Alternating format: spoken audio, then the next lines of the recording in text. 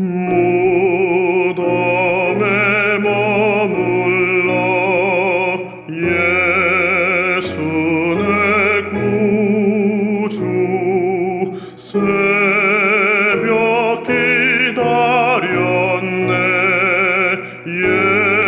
예수 내 주. 할렐루야.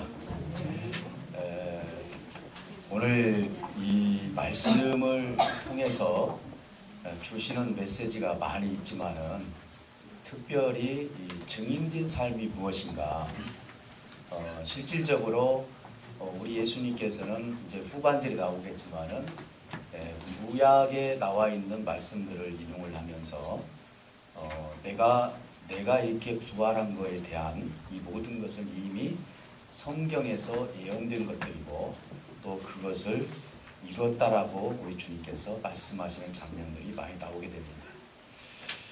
오늘 그 막달라 마리아, 여러분 잘 알다시피 막달라 마리아는 예수님께서 7 귀신을 쫓아내 주었던 여자입니다. 그래서 항상 예수님께 감사하는 마음을 가지고 살았죠. 그런데 안식 후 첫날, 그러니까 그날은 아니지만 그 절기를 놓고 본다면은 금요일 날 예수님께서 십자가에 못 박혀 죽으시고 그리고 오늘 새벽에 우리 주님이 부활을 하신 날이죠. 그래서 그것이 바로 안식 후 첫날이 바로 주일입니다. 오늘 이 주일에 마리아는 이제 향품, 그러니까 시신이 썩지 않도록 그 향품을 가지고 와서 예수님께 발라드리려고 그렇게 갔었고, 그리고 무덤 옆에 딱 갔을 때 돌이 옮겨진 것, 그러니까 성인들이 몇 명이 움직여야 할 정도로 돌이니까 막달라 마리아가 봤을 때는 이건 분명히 무슨 일이 있구나 라고 겁을 먹고 제자들이 있는 곳으로 뛰어가게 됩니다. 그래서 제가 오늘 무덤에 가보니까 예수님의 그 무덤의 문이 열려있더라.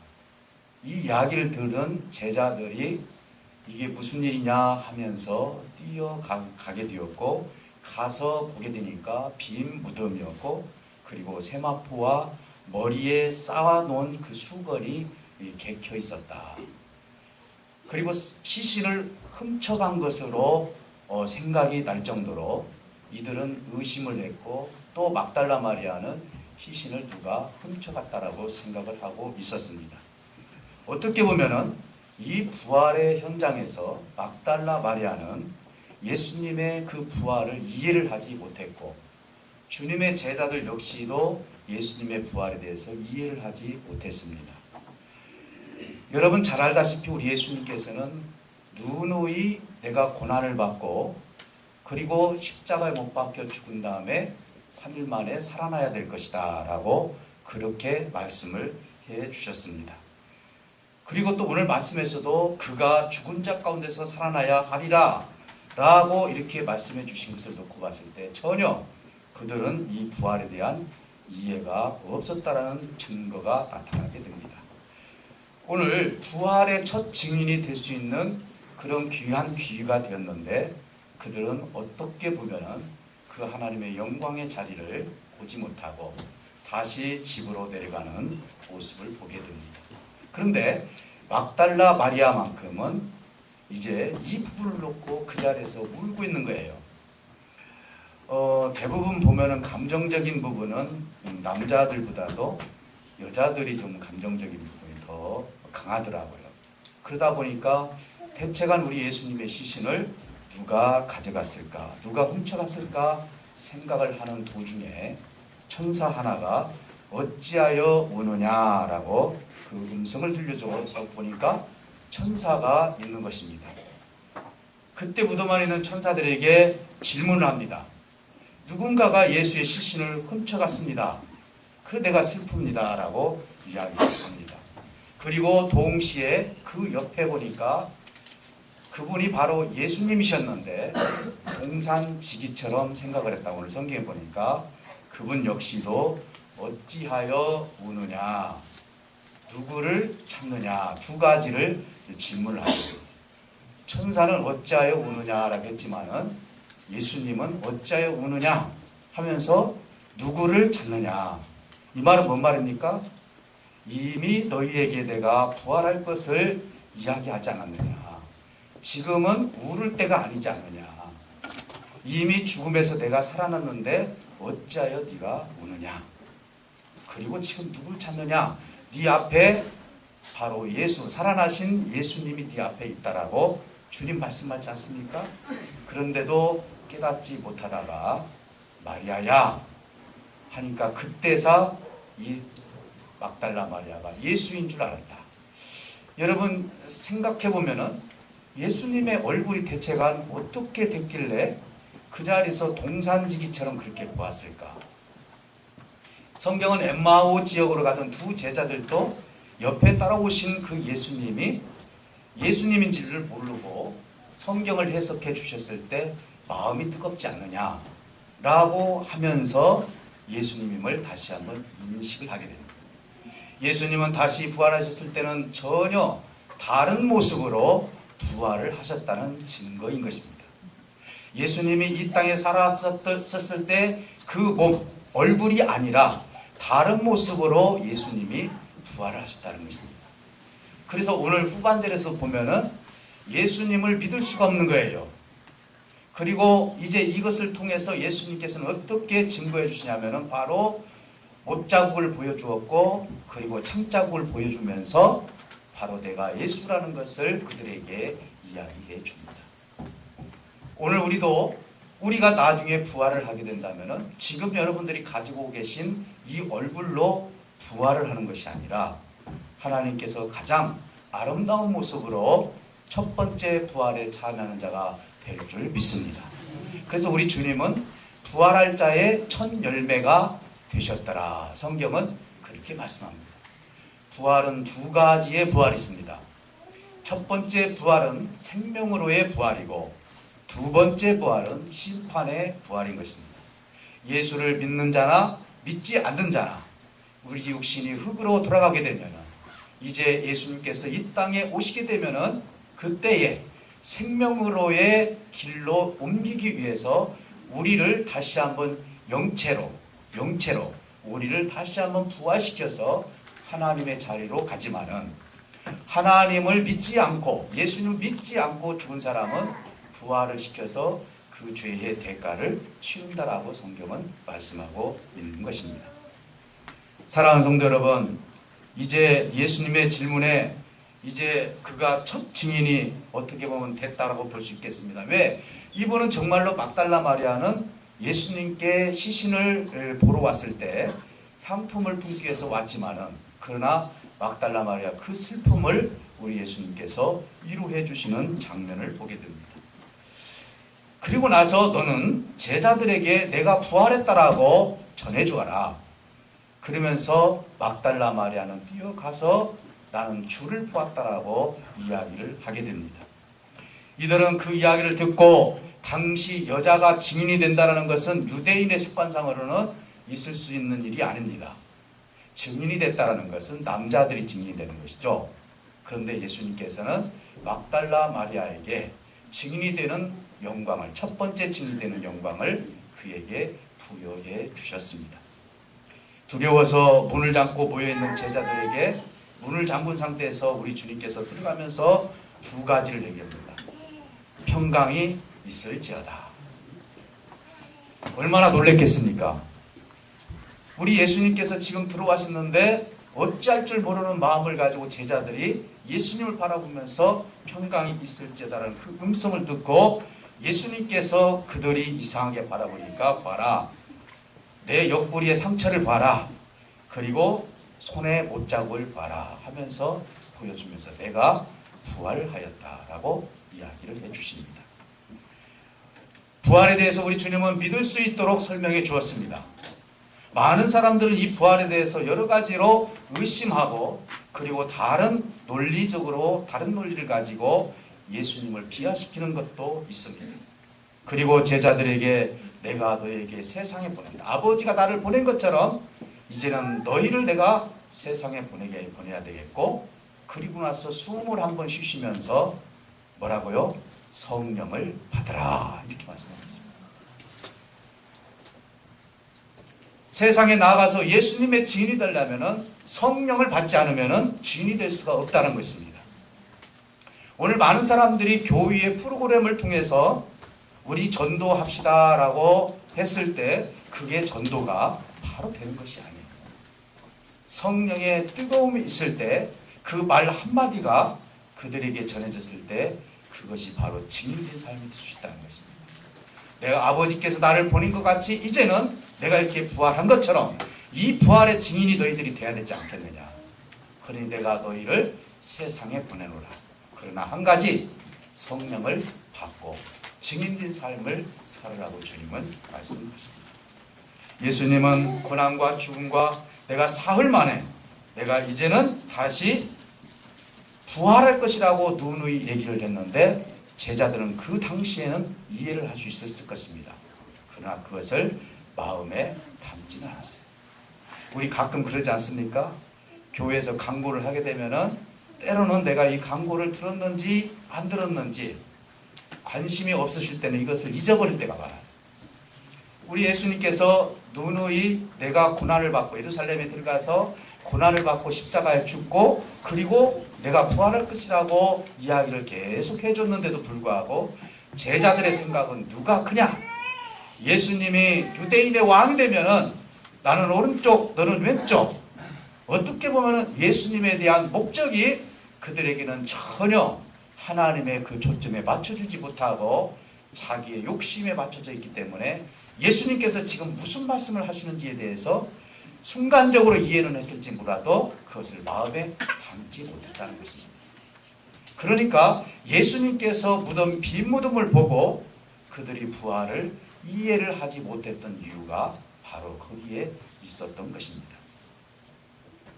예수님의 무덤을 바라볼 때 그 부활의 소망을 바라보기보다도 오히려 두려움이 생겼고 그리고 그들의 삶을 통해서 시신이 없어진 것에 대해서 이상하게 여기면서 슬퍼하며 우는 모습 그리고 어쩔 바를 모르는 제자들의 그 모습을 보게 됩니다.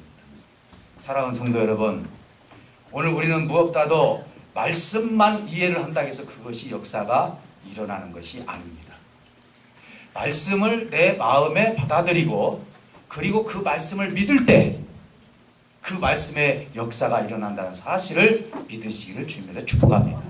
제자들은 이해는 했고 소홀히 해서 예수님께서 그렇게 말씀하셨지만은 그들은 예수님의 그 부활 사건에 첫 번째 부활 사건에 참여하지 못하고 우리 주님이 비로소 찾아가서 그들에게 내가 부활했다고 얘기했을 때 그때서 이해를 할 수밖에 없었다는 것입니다. 사랑하는 성도 여러분, 우리 예수님은 친절히도 구약 성경을 통해서 그들에게 자신을 증거합니다. 내가 부활한 것에 대해서 이렇게 말씀합니다. 누가복음 24장 44절에 보니까 내가 너희와 함께 있을 때에 그랬습니다. 그리고 너희에게 말한 것 곧 모세의 율법과 선지자의 글과 시편에 나를 가리켜 기록된 모든 것이 이루어져야 하리라 한 말이 이것이니라. 내가 이 부활한 것은 이미 구약에서 모세를 통해서 선지자를 통해서 시편을 통해서 하나님께서 말씀하셨던 것들이 오늘 부활해서 너희 앞에 있는 것이 이 일이 이루어진 것이 이 일이라고 예수님께서 말씀을 통해서 말씀하고 계시는 것입니다. 가시적인 부활 예수님께서 강조할 수 있습니다. 오늘 우리는 어떤 흥분되는 일이 있으면은 우리가 그거에 대해서 우리가 승리했다. 우리 주님이 부활을 했다. 이것으로만 만약에 끝났다면은 우리 예수님의 부활 사건에 대해서 2000년 앞으로 3000년이 지나도 우리 예수님의 부활의 증거가 없기 때문에 그 증거에 대한 그 성경 말씀을 이루기 위해서 예수님은 구약 성경에 있는 말씀을 그걸 갖다가 증거로 대면서 말씀해 주었던 것입니다. 오히려 예수님이 어디에 초점을 맞춰주었냐면 나 부활을 했다. 봐라. 너희들이 나를 죽였지만 내가 지금 살아났다. 이렇게 우리 주님께서 막 돌아다니시면서 자랑 삼아서 말씀하신 것이 아니라 시편의 말씀에 그러지 않았느냐? 모세의 말씀을 통해서 그러지 않았느냐? 선지자들이 이렇게 하나님의 아들이 이 땅에 와서 고난을 받고 죽고 부활할 것이라고 말씀하지 않았느냐? 그 일이 오늘 이렇게 이루어진 역사를 너희들이 보고 있지 않느냐라고 말씀해 주고 있는 것입니다. 모세오경 중에 창세기 3장 15절에 보면은요, 오늘 율법에 거기에서 말씀합니다. 모세오경은 창세기, 출애굽기, 레위기, 민수기, 신명기를 모세율법이라고 하고 모세오경이라고 이야기를 하는데 거기에서 여자의 후손이라고 나옵니다. 이것도 부활 사건과 연관이 되어 있다라고 말씀합니다. 여자의 후손, 여러분 한번 보세요. 유대인들은요, 남자의 후손이라고 합니다. 아브라함이 이삭을 낳고, 그렇죠? 이런 식으로 쭉 내려가는데 여자의 후손이라는 것은 여기밖에 없어요. 그러면 왜 여자의 후손이라고 하나님께서 말씀하셨을까요? 여러분 한번 잘 생각해 보세요. 이것은 육신의 아버지의 관여 없이 마리아의 몸을 빌려서 성령으로 우리 예수님을 잉태시켜서 이 땅에 보냈을 것이다. 그래서 아담과 하와가 죄를 지었을 때 하나님께서 이거에 대한 징벌을 뭐라고 얘기했습니까? 사단에게 이렇게 얘기합니다. 여자의 후손이 너희의 머리를 칠 것이고, 그리고 뱀은 사단이죠. 사단에게 뭐라고 얘기합니까? 너는 그의 발꿈치만 다치게 할 것이다. 그럼 여기서 머리를 친다라는 의미는 무엇입니까? 이것은 사단이 처음 봤을 때는 예수님이 죽었을 때는 내가 승리했다, 사망으로 통해서 내가 이겼다라고 얘기하지만은 그 죽으신 우리 예수님이 부활하셨을 때는 이것은 치명적인 사단에게 약점이 될 수밖에 없다라는 것을 창세기 3장 15절에 있는 말씀을 부활 사건을 통해서 우리 예수님께서 말씀해 주신 장면인 것입니다. 그러니까 오늘 모세의 율법을 통해서 나에 대해서 이야기하지 않느냐, 내가 여자의 후손이 아니냐, 그리고 내가 지금 사단의 머리를 치러 오지 않았느냐, 부활을 함으로 말미암아 그들의 계략을, 그들이 하나님의 생명들을 하나님 나라로 끌고 가지 못하게 했던 모든 것들을 내가 치명적으로 십자가의 죽음을 통해서 이 부활을 통해 생명을 너희들에게 주고 있지 않겠느냐. 사랑하는 성도 여러분, 예수님은 죽은 후 부활에 대해서 치명타를 입혔을 뿐만 아니라 히브리서 11장 17절에 보니까 이렇게 또 얘기합니다. 모리아산에서 있었던 이야기를 히브리서에서 이야기를 합니다. 이삭을 바치면서 저가 하나님이 능히 죽은 자 가운데서 다시 살리실 줄로 생각한지라. 누가? 아브라함이. 이삭을 칼로 찔러서 각을 떠서 하나님께 바쳤을 때 우리 하나님께서는 반드시 내 아들을 살릴 것을 믿고 이렇게 행했다라고 말씀하고 있는 것입니다. 이것은 무엇을 상징합니까? 아브라함의 순종을 통해서 부활을 예표했던 사건인 것입니다.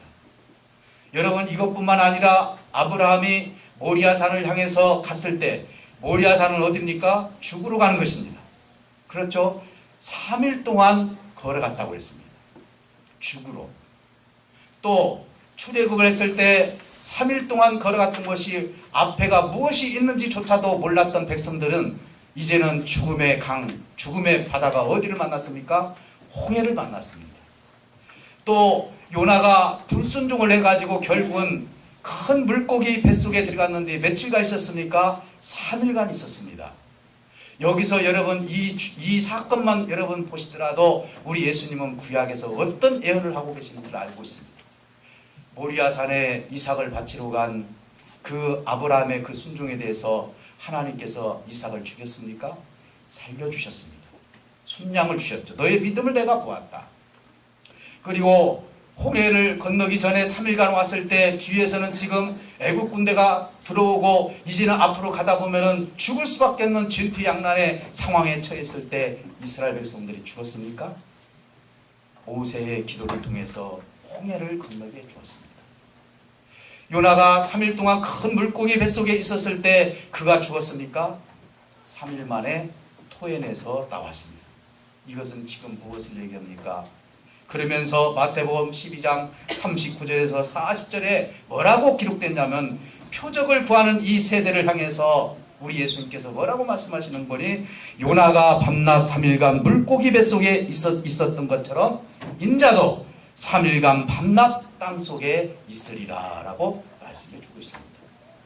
구약은 예수님과 관계가 없다라고 생각하는 사람들이 얼마나 많이 있는지 몰라요. 그러나 찾고 찾으면 찾을수록 시편부터 시작을 해서 우리 예수님께서 지금 말씀하신 인용된 모든 것들은 이미 앞으로 예수님의 아들이 이 땅에 와서 어떻게 고난을 받고 어떻게 죽고 어떻게 부활할 것인가를 구약 말씀을 통해서 예수님께서 인용해 주셨던 것입니다. 호세아 6장 2절에서는 뭐라고 말씀합니까? 여호와께서 이틀 후에 우리를 살리시며 제3일에 우리를 일으키시리니 우리가 그 앞에 살리라. 그 앞에서 살리라. 3일간입니다. 우리 주님은 3일 동안 이제는 그 무덤 속에 갇혀 있다가 나와 주셨습니다.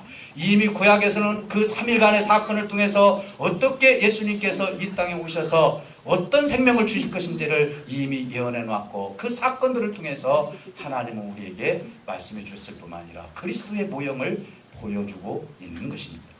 시편 16편 9절에서 10절 다윗이 통해서 부활에 대해서 이야기합니다. 뭐라고 얘기합니까? 음부에 우리를 버리지 아니하시고 주의 거룩한 자로 썩지 않게 하실 것이다. 썩지 않게 할 것이다. 이것도 우리 주님께서 부활 사건을 시편에서 말씀하고 있습니다. 수도 없는 시편에는 우리 예수님께서 어떻게 죽으시고 어떻게 고난을 받으시고 어떻게 부활하실 것을 이야기하고 있는 것입니다. 오늘 예수님께서 부활 전에 하나님에 대한 용어와 그리고 부활 후에 하나님에 대한 용어가 달라지기 시작했습니다. 달라졌습니다. 오늘 저와 여러분들은 정말로 주님의 부활을 믿으신다면 우리 예수님께서 항상 기도하실 때 아버지여 그리고 내 아버지 그리고 나를 보내신 아버지 이렇게 얘기했지만 오늘 본문 말씀해 보니까 부활 후에 우리 모든 생명들을 향해서 이렇게 말씀합니다. 제자들에게 내 형제들이라고 지칭하시면서 너희 아버지 너희 하나님이라고 표현하고 있는 것입니다.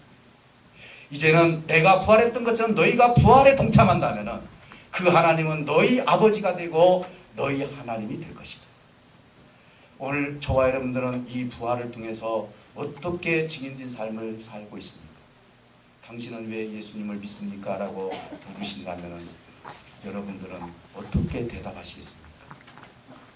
오늘 많은 사람들이 내가 예수님의 믿음에 대한 그 고백을 제대로 하지 못할 때가 많이 있습니다. 물론 그 표현이 거칠더라도 하나님께서 기뻐하는 그런 고백이 있을 줄 믿습니다. 사랑하는 성도 여러분, 정말 우리 주님은 친밀한 신분을 우리에게 요구하고 계십니다. 너희가 증인이 된다는 것은 무엇을 상징합니까? 증인이라는 것은 무엇입니까? 내가 진정으로 보았을 때 증인된 삶이 되는 것입니다. 우리가 법원에 가서 증인을 할 때 선서를 합니다. 당신이 거짓말을 하면 이거에 대해서 벌을 받을 수도 있습니다라고 이야기합니다. 그러면 예수님에 대한 증인은 어떤 증거의 삶이 있어야 되겠습니까? 여러분들이 예수님을 증거해보라면 어떻게 하시겠습니까? 과연 내 속에 뜨거운 성령님을 통해서 그분을 증거할 수 있는 능력이, 증거할 수 있는 믿음이 있지 않겠습니까? 오늘 이 시간 여러분, 하나님 앞에, 많은 세상 사람들 앞에, 그리고 내 가족들 앞에, 내 친구들 앞에 예수님에 대해서 머뭇거리지 마시고 그분을 확실히 증거하시기를 주님으로 축복합니다. 그분은 살아서 우리들에게 반드시 구약 성경을 통해서 내가 이렇게 살았다라고, 내가 아버지로부터 내가 이 땅에 온 것처럼 나도 이제는 너희들이 부활의 사건을 보았으니 나도 너희를 세상에 보낼 것이니까 성령을 받고 너희들도 세상에 나가서 증인된 삶을 살으라고 주님은 우리에게 요구하고 있는 것입니다. 사랑하는 성도 여러분, 오늘 부활절을 맞이해서 정말 우리가 어떻게 주님의 뜻을 이룰 것인지, 주님이 왜 나에게 주님의 살과 피를 우리에게 허락해 주셨는지를 생각하면서 오늘 성찬 예절을 통해서 여러분들이 이곳에 참여하시면서 다시 한번 부활의 주님을 만나시고 그 부활의 주님이 내 속에서 성령을 통해서 뜨거움으로 나타날 수 있는, 정말 하나님을 높여드릴 수 있는 그런 삶이 오늘 저와 여러분들에게 있으시기를 주님의 이름으로 축복합니다. 기도하겠습니다. 우리 다 같이 기도하실 때